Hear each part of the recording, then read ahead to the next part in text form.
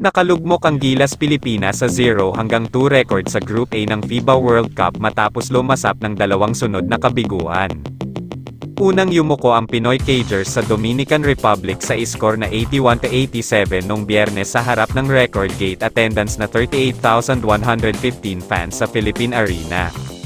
Nasundan ito ng 70-80 pagyuko ng Gilas Pilipinas sa Angola noong Linggo sa Smart Araneta Coliseum na dinaluhan ng 12,784 fans.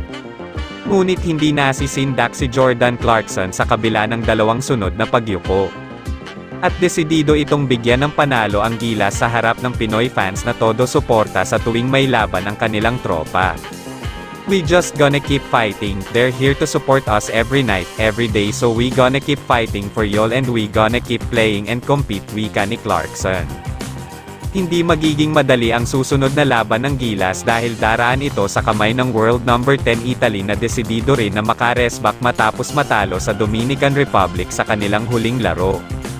"We'll try to get it together and we'll try to get wins for you all," ani Clarkson. Si Clarkson ang pangunahing sinasandalan ng Pinoy Cagers sa scoren. Ngunit nawawala ng saysay ang lahat ng pagsisikap nito.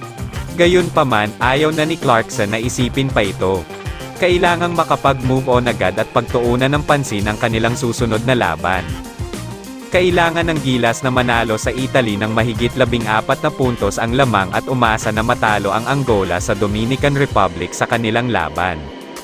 Samantala, bukod sa tiket sa second round ay nasa balag na rin ang alanganin ang tsansa ng Pilipinas para makapaglaro sa 2024 Olympic Games sa Paris, France. May 0-2 record kasi ang Gilas Pilipinas sa Group A ng 2023 FIBA World Cup kagaya ng Lebanon sa Group H, habang bitbit ng Japan ang 1-1 kartada sa Group E. May magkakatulad na 0-1 mark naman ang China Group B, Jordan Group C at Iran Group G. Para magkaroon ng pag-asa sa Olympic spot ay kailangang talunin ng Gilas Pilipinas ang number 10 Italy 1-1, 13 o higit pang puntos ngayong gabi kasabay ng kabiguan ng Japan sa Australia 1-1.